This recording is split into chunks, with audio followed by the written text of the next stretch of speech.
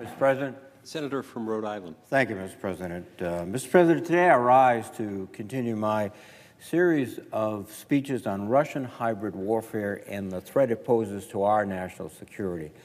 Russian hybrid warfare occurs below the level of direct military conflict, yet it is no less a threat to our national security and the integrity of our democracy and our society. We must reframe our thinking to understand that these are attacks from a foreign adversary on our democratic institutions, our free markets, and our open society. We recently honored our fallen and observed the attacks of September 11th, 2001. The 9/11 Commission report, which looked into what happened after the attacks, assessed that one of our government's failures in preventing those attacks was a failure of imagination. Now, too, we have the Director of National Intelligence telling us that the system is blinking red, akin to the threats we were seeing before 9/11. We must be focused on the current problem as a national security threat. This threat requires that the United States defend itself against hybrid attacks with the level of commitment and resolve as we would against a military attack against our country. For far too long, we have failed to recognize that hybrid attacks are the new Russian form of warfare. As laid out in the Russian National Security Strategy of 2015, the Kremlin's approach to conflict includes weaponizing tools and resources from across government and society. The Russian strategy states, and I quote, interrelated political, military technical, diplomatic, economic, informational, and other measures are being developed and implemented in order to ensure strategic deterrence and the prevention of armed conflicts. The Russian strategy describes the conventional and non-conventional arenas of warfare as the Kremlin envisions it, and how Russia has utilized all the tools of stagecraft to engage an adversary without, in many cases, actually firing a shot. These different disciplines make up a Russian hybrid approach to confrontation below the threshold of direct armed conflict, a method that has been developing and escalating since the earliest days of Putin's rise to power in Russia. The main tenets of the Kremlin's hybrid operations are informational operations with cyber tools, which people commonly think of as hacking, propaganda and disinformation, manipulation of social media, and malign influence, which can be deployed through political, legal, or financial channels. A further characteristic of Russian hybrid warfare is denial and deception used to obscure its involvement. And the Kremlin deploys more than one hybrid warfare tactic simultaneously to provide maximum effect. A look at the Russian hybrid warfare doctrine also illuminates that the Kremlin sees deterrence and prevention differently than we do. And this is a critical point. We see deterrence as a way to avoid conflict, confrontation, the use of these tools. They are not merely using these tactics as a deterrence or strategic prevention in the way we think about these concepts. Instead, they are deploying these tactics aggressively, but below the threshold where they assess we will respond with conventional weapons. One such example was the hybrid warfare operations the Kremlin deployed in Crimea, including covert forces sometimes referred to as little green men, and the use of coercive political tactics, including an illegitimate referendum. Now, previously, I've addressed aspects of Russia's hybrid warfare operations against the United States dealing with tactics of financial malign influence and multiple hybrid tools they have deployed against our democratic elections. Today, I will discuss another Russian tactic in its hybrid warfare arsenal, the use of assassination, politically motivated violence, intimidation, or detention to pursue the Kremlin's objectives. These tactics are sometimes referred to as dirty active measures. With dirty active measures, the immediate attack is deployed against an individual who is working counter to the Kremlin's strategic goals by challenging Putin's power base, exposing corruption, or unearthing hybrid warfare operations. But the damage of these hybrid warfare tactics goes well beyond the individual killed, hurt, threatened, or jailed by the Kremlin. These tactics cause chaos, fear, and instability to bystanders and have a deterrent effect. sending a chilling message to others that might seek to challenge the Kremlin's rule. Further, the reach with which Putin has deployed these weapons inside Russia, across Ukraine, Europe, and even in the United States instills fear that if the Kremlin wants to get rid of you, there is nowhere to hide. Like all aspects of Russian hybrid warfare, dirty active measures are part of a pattern of behavior which serves Russia's strategic interest. Putin's highest strategic objective is preserving his grip on power. He also seeks to operate unconstrained domestically and in the near abroad. Finally, Putin seeks for Russia to be seen as equal to the United States and to regain the great power status it lost at the end of the Cold War. He knows he cannot effectively compete with the United States in conventional ways and win. Instead, he seeks to use tools from his hybrid warfare arsenal in order to divide us from our allies and partners in the West and weaken our democratic societies from within. The Putin regime has been engaged in a pattern of dirty active measures for more than a decade, and the tempo has only increased since he retook the presidency in 2012. These tactics have increasing implications for the United States and allied national security. I want to address this tactic of dirty active measures because it has taken on greater urgency due to recent events. In particular, I am thinking of the poisoning of Sergei Skripal, a former Russian military intelligence officer, and his daughter on British soil, and Putin's threat against Ambassador McFaul and other U.S. government officials at the Helsinki summit.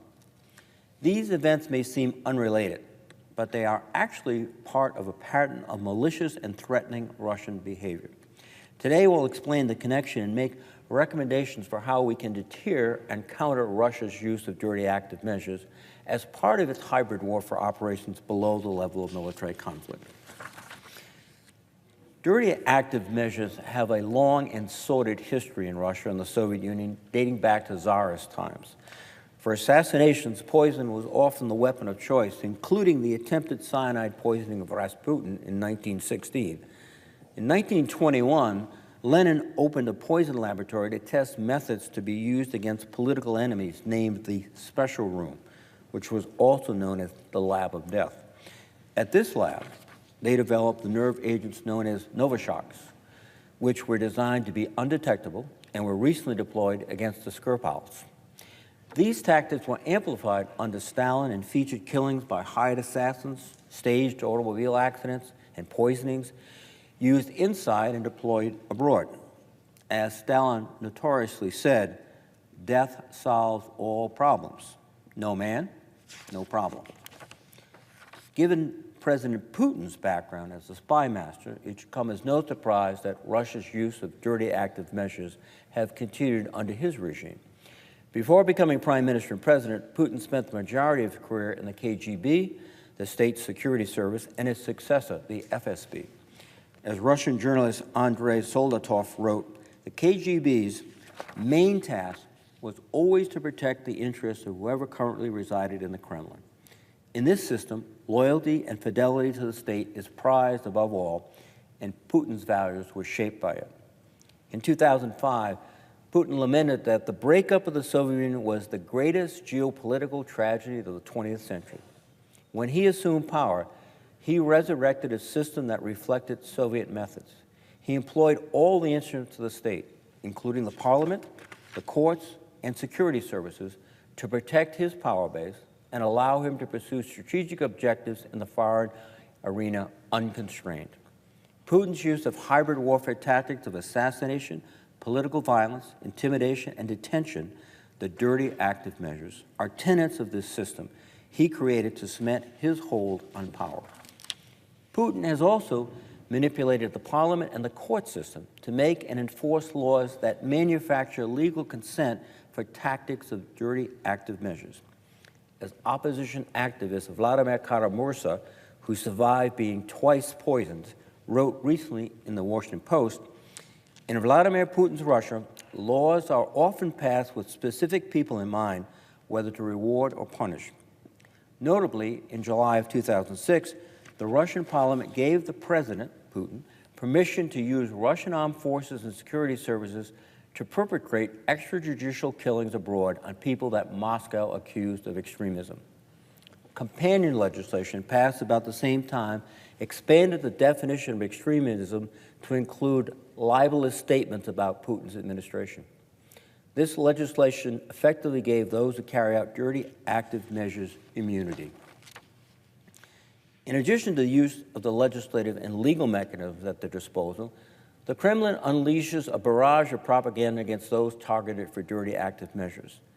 These information operations contribute to a climate of fear targeting both the individuals the Kremlin is trying to silence and the broader population. Propaganda campaigns are also deployed after the dirty active measures carried out in order to sow confusion and make people doubt whether Russia is culpable. Putin and his inner circle have drawn a distinct narrative, branding those who oppose the Kremlin as criminals, thus deeming them as deserving of punishment. They are often also accused of being part of the so-called fifth column, Russians that Putin defines as advancing foreign interests. Worse than criminals in Putin's mind are those the Kremlin viewed as having been loyal in the past, but who are now working against the interests of the state. These people are branded as traitors, and as the New York Times reported last month, traitors hold a special status for Putin. Putin's disdain for traitors stems from the early days of the end of the Cold War, when dozens of former Soviet intelligence officers became defectors or informants for the West. According to the Times, quote, Mr. Putin cannot speak of them without a lip curl of disgust. They are beasts and swine. Treachery, he told one interviewer, is the one sin he is incapable of forgiving. It could also, he said darkly, be bad for your health. Putin publicly threatened those considered traitors on multiple occasions.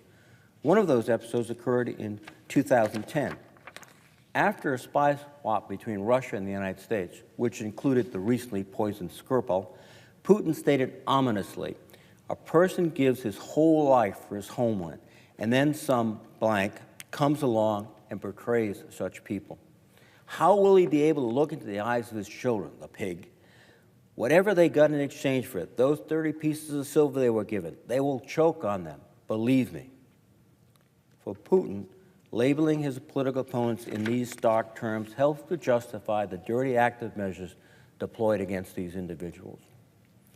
These tactics of dirty active measures have been used with impunity inside Russia to silence and intimidate Kremlin critics and preserve the system of power Putin created. They have been unleashed against journalists, opposition leaders, oligarchs, and others seen as betraying the system. A Senate Foreign Relations Minority Staff report from January detailed more than 24 Kremlin critics who died under mysterious circumstances in Russia since Putin took power in 2000. The report separately compiled violent attacks and harassment on human rights activists and journalists. Russian opposition activists are also a target of dirty active measures inside Russia. One example was the assassination of Boris Nemtsov, a popular regional governor and deputy prime minister under Yeltsin, who became disenchanted with Putin's political system. He publicly exposed extensive corruption and covert use of Russian hybrid warfare tactics in Ukraine. Arkady Ostrovsky, a Moscow correspondent for The Economist, described the tactics of intimidation deployed against him, including that he was stigmatized as a national traitor and an American stooge. He was demonized on television. And on the streets, banners with Nemtsov's face were hung on building facades framed by the words, fifth column, aliens among us. These threats were followed with Nemtsov being brazenly assassinated steps from the Kremlin. Nemtsov appears to have been killed for exposing corruption in Putin's inner circle and trying to serve as a constraint on his ability to conduct hybrid warfare operations in Ukraine. These actions were clearly seen as a threat to Putin's power and his ability to act with impunity. Attacks of dirty active measures inside Russia continue unabated. This April, Russian journalist Maxim Borodin fell to his death after investigating the Wagner paramilitary forces linked to a close Putin ally and Russian troll farm patron Yevgeny Prigozhin. 3 additional Russian journalists who were investigating Prigozhin his sponsored Kremlin-linked military activities, particularly in Central Africa, were killed under suspicious circumstances in August.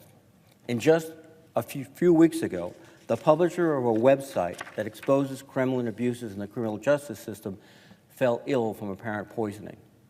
This attack occurred on the same day he expected to receive the results of an investigation he commissioned into the deaths of the journalist in the Central African Republic. As I have detailed here, these attacks are not officially linked back to the Kremlin, allowing for plausible deniability, but are part of a clear pattern of tactics deployed against those that work to expose activities that may hurt Putin's base of power. Putin has resorted to using dirty active measures beyond Russia's borders, which demonstrates the willingness of the Kremlin to use these tactics not only for domestic political purposes, but also as part of its hybrid warfare to advance Russia's strategic interests against other countries. Similar to other tactics of hybrid warfare operations, Ukraine is usually where Russia deploys these tactics first, a testing ground for tools that may be deployed in the West at a later time. We see these tactics of dirty active measures deployed in Ukraine as far back as 2005, when the more Western-oriented Viktor Yushchenko was poisoned after he won the presidency, beating Viktor Yanukovych, the preferred pro-Russian candidate. The Kremlin continues to deploy dirty active measures, including assassination, in Ukraine with impunity. Last May, Denis Voronenko, a former FSB colonel and a former Russian parliament member, was shot in the head on a crowded Kiev sidewalk in broad daylight. Voronenko was once a close Putin ally who used his position to promote key Kremlin priorities, including, ironically, annexing Crimea. He fled to Ukraine in October of 2016 and began to criticize Putin's government. He was slated to provide testimony to Ukrainian authorities that would expose Kremlin deliberations prior to hybrid warfare operations against Ukraine. Forebodingly, a few days before his murder, he told the Washington Post, "They say we are traitors in Russia."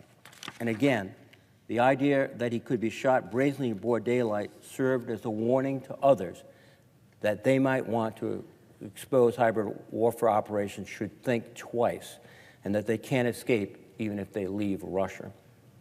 Similar tactics were deployed against Montenegro, as it considered and ultimately chose to join NATO in 2015 and 2016. The Kremlin saw the Montenegrin government's decision to move closer to the West as a threat to its strategic interest, including Russia's ability to operate in Eastern Europe unconstrained. When several other hybrid warfare operations, including propaganda and information operations, failed to keep Montenegro from joining the alliance, Russian military intelligence officers planned and attempted to execute an election day coup that included plans to assassinate the Montenegrin prime minister. The attempt on the prime minister's life was unsuccessful, fortunately. However, it shows the extremes to which the Kremlin would go and the methods it would use to try to maintain its strategic interest. Beyond Ukraine and Montenegro, the Kremlin has increasingly demonstrated a willingness to use dirty active measures in the West, suggesting a sense that Russia feels it can operate with impunity even in these countries. One Western country where a pattern of Russian dirty active measures appears prominently is the United Kingdom. Investigative reports have unearthed an estimated 16 suspicious deaths over the past 12 years, and that may not even be the totality. The most well-known example of Russian dirty active measures inside the UK is Alexander Litvinenko, a former KGB and FSB officer who blew the whistle on corrupt practices of the FSB. While Litvinenko had retired from spying, he did consulting work with the British and Spanish intelligence services, helping both governments understand connections between the Russian mafia, senior political figures, and the FSB. Further, he continued to speak out against the Putin government and expose Kremlin corruption. Because of these actions, the Kremlin branded Litvinenko a traitor. He received threatening email from a former colleague who told him to, quote, "start writing a will." Litvinenko was later poisoned with polonium-210. The poisoning also served as a deterrent to others. The day after Litvinenko's death, a member of the Russian parliament stated, the deserved punishment reached the traitor. I am sure his death will be a warning to all the traitors that Russian treason will not be forgiven. Litvinekov's poisoning served as a prologue for the poisoning of Sergei Skripal 12 years later. Skripal was a former Russian military intelligence officer who was convicted of being a double agent and sentenced to prison. As I mentioned earlier, he was traded as part of a spot swap in 2010. He was given asylum in the United Kingdom. Press reports indicated that, similar to Litvinenko, Skripal appeared to have been working with the Spanish, Czech, and Estonian intelligence services. This March, he and his daughter were poisoned by Novichok, sprayed on the door handle of his Salisbury, England home. In conjunction with the assassination attempt, Kremlin officials deflected, denied, and employed absurd propaganda and disinformation. They unleashed an estimated 2,800 bots to cast doubt on Prime Minister May's assessment that Russia was responsible and to amplify divisions among the British people. They blamed the West for the poisoning and suggested it was a hoax. Once the UK named suspects and pointed a finger at Russian military intelligence, the two alleged perpetrators went on TV and absurdly claimed to be sports nutritionists with a yearning desire to visit a Salisbury cathedral. Again, these killings are part of a pattern. Both Litvinenko and Skripal were part of the security services. They turned on the state and were deemed traitors. Even when they appeared to be safe, they were targeted for dirty active measures, sending the message that the Kremlin was the ultimate arbiter and that they can reach traitors anytime or anywhere. This message was also directed to others who might wish to expose Putin's secrets in the future or try and constrain or challenge his power.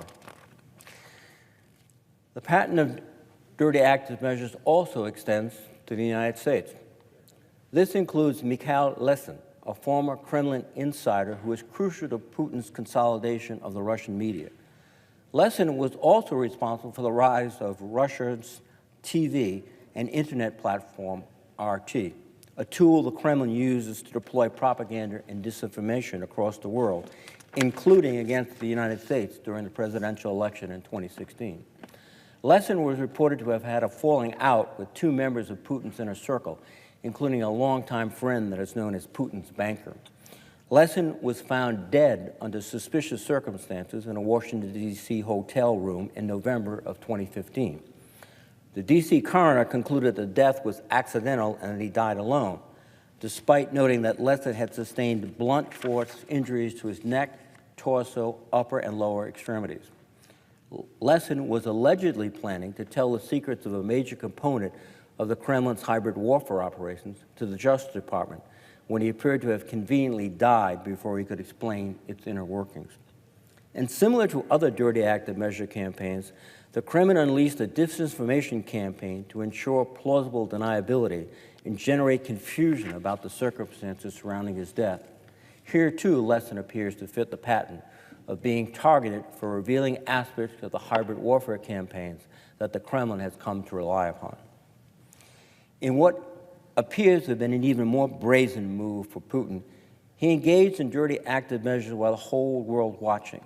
While standing next to President Trump in Helsinki, President Putin proposed that he would allow Special Counsel Mueller to interview the 12 Russian military intelligence officers indicted on charges of large-scale cyber operation to interfere with the 2016 presidential election, but there was a catch.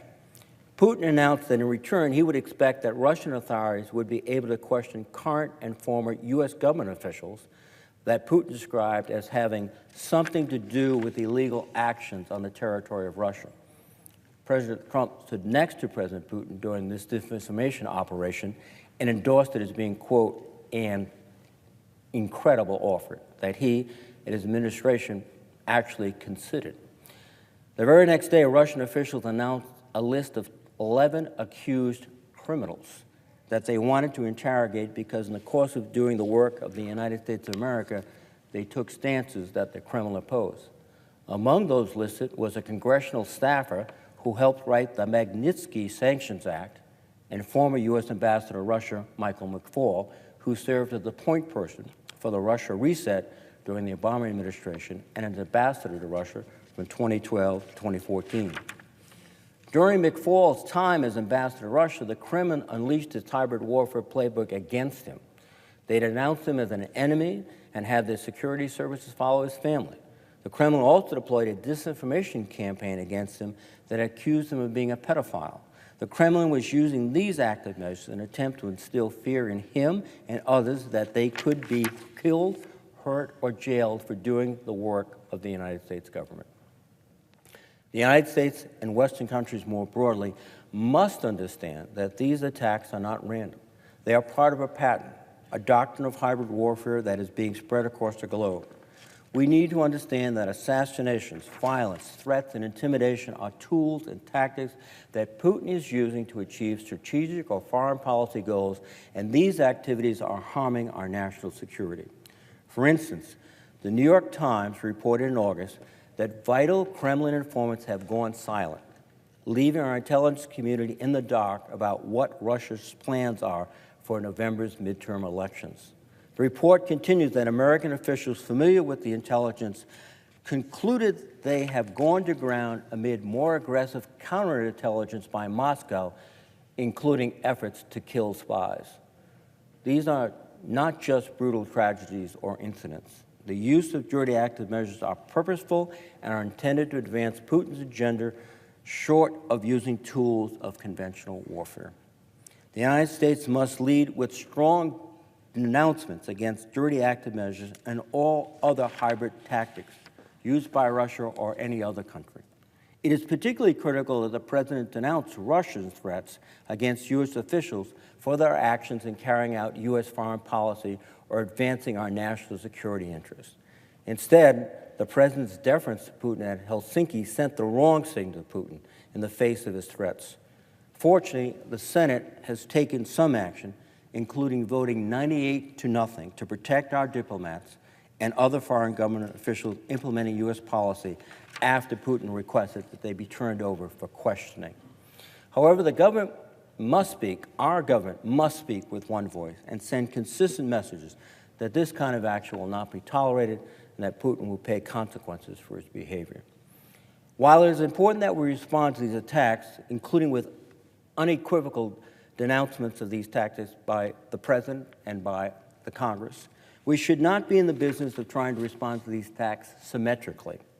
Putin resorts to using these dirty tactics because he believes they give him an advantage over the West. We need to stay true to our ideals of democracy, human rights, and liberty. We don't want to normalize or legitimize these methods by engaging in them ourselves. Doing so would simply create a false moral equivalence that plays right into Putin's hands. Instead, we must employ responses that play to our strengths. We stand for transparency and accountability in the United States. We stand for the rule of law. We must develop and implement a comprehensive strategy that deploys tools and tactics that are consistent with and showcase these values. We must shine a light on the corruption at the highest levels of the Putin regime. We must shine a light on how Putin's cronies are hiding their ill-gotten gains in the West. We must deploy a systematic and strategic messaging campaign that counters the base of Putin's power, reputation, and funding. And we must take these actions in concert with our allies and partners. In response to the Skripal poisoning, the United States expelled 60 Russian diplomats, joining with more than 25 ally and partner nations in applying diplomatic pressure on Russia. This action sent a strong signal that the world would not allow Putin to act with impunity. When we act together with our allies and partners to push back against these hybrid operations, it imposes a cost to Putin's reputation on the world stage, which thwarts one of his major strategic interests. While these steps were in the right direction, they have been undermined by the President's words and actions. Despite punitive measures in response to the Skripal poisoning, the Kremlin thought that the Helsinki summit erased that damage. Press reports indicate that Western and U.S. intelligence agencies assessed the Kremlin was pleased with the outcome of the summit at Helsinki and is confused as to why President Trump is not implementing more Russia-friendly policies. One important tool in our arsenal for holding the Kremlin accountable is sanctions, including those on Putin's inner circle. In particular, sanctions implemented under the Magnitsky Act appear to be particularly threatening to him. This act was passed in response to the death of Sergei Magnitsky, a Russian attorney who had uncovered massive tax fraud and corruption that was traced back to Kremlin officials. He was arrested in Russia and placed in jail, where he was tortured until he died. The origins of the Magnitsky Act were to hold accountable those in the Russian government who were complicit in Magnitsky's abuse and death by sanctioning their assets and barring them from receiving American visas. Subsequently, the Magnitsky Act has been expanded to include those who are culpable of acts of significant corruption and abuse. Russian expert Heather Conley of the Center for Strategic and National Studies testified recently at a banking committee hearing about the significance of Magnitsky sanctions to Putin. She said, "Because the Kremlin has based its economic model and its survival on kleptocracy, sanctions and other policy instruments dedicated to preventing the furtherance of corruption, or worse yet, in the minds of the Kremlin, to providing accurate information to the Russian people of the extent of this corruption, are a powerful countermeasure to Russia's malign behavior. The Magnitsky sanctions, along with those designated under the Countering America's Adversaries Through Sanctions Act, or CAATSA, threaten Putin's power structure and present a counter-narrative of corruption and abuse by the Kremlin. We need to continue to use these sanctions to hold those who are complicit in dirty active measures and those who are responsible for aggression, corruption, and interfering in our election accountable. Ratcheting up sanctions on those in Putin's inner circle is a way to make Putin and his cronies feel pain and has the potential to change their behavior. Additional sanctions should be imposed on oligarchs and high-ranking government officials to target Putin's base of power and further expose the corrupt nature of their sources of income. We should also consider declassifying the so-called 241 report, compiled by the intelligence community along with the Departments of Treasury and State. This report required an assessment of the net worth of senior Kremlin officials and oligarchs, their relationship to Putin and his inner circle, and evidence of corrupt practices. If we were to release such a report with redactions for portions with national security implications to the public, it would further expose malign influence activities and unexplained streams of wealth. Congress has provided many tools for the administration to implement, and it's time to utilize them fully. Implementing them in a transparent, public manner is likely to cause reputational harm to Putin himself and restore a measure of confidence in the administration here at home. However, specifically targeting sanctions this way is unlikely to cause large-scale harm to the Russian people or to our European allies. It is very clear that implementing sanctions is far more effective when done with the cooperation of the international community. The most effective sanction regimes are those that are implemented in a multilateral fashion. I urge the administration to engage with our allies and partners to coordinate sanctions enforcement and further escalatory steps as warranted. That includes working through diplomatic channels to ensure that the sanctions placed on Russia by the European Union remain in place. A coordinated front of the United States and our European allies provides the greatest chance of successful implementation of sanctions and deterring further aggression by Russia. The administration must also place a premium on exerting diplomatic pressure to isolate those who flout or who do not enforce sanctions on Russia. Another form of pressure should be an increase in assistance to pro-democracy and civil society groups in Russia and in nations of the former Soviet Union. Working with these groups in conjunction with our allies, partners, and the private sector would provide another means of raising the cost on Putin and his oligarchs. Putin is threatened by the success of democracies and private enterprise. In addition to sanctions, we must continue to play a strong role in law enforcement, along with our allies and partners. That includes aggressive prosecution of murders and threats of violence to limit the impunity with which Putin operates. With Litvinenko, it took almost 10 years for the United Kingdom to have an official inquiry into the assassination.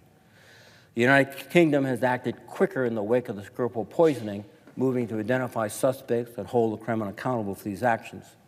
We need to adopt UK's lessons learned to ensure that those who seek to use these weapons will be prosecuted fully and without delay. We have missed too many of these dirty active measures operations for far too long. We must recognize that this is an element of Russia's hybrid warfare. We must not fail to have the imagination to see what is happening right before our eyes. We must do more to identify and attribute these attacks from Russia. These attacks have only grown more brazen and won't stop unless we take strong measures to counter them and send the message that dirty active measures are unacceptable and will be costly to Russia or to any other country which uses them.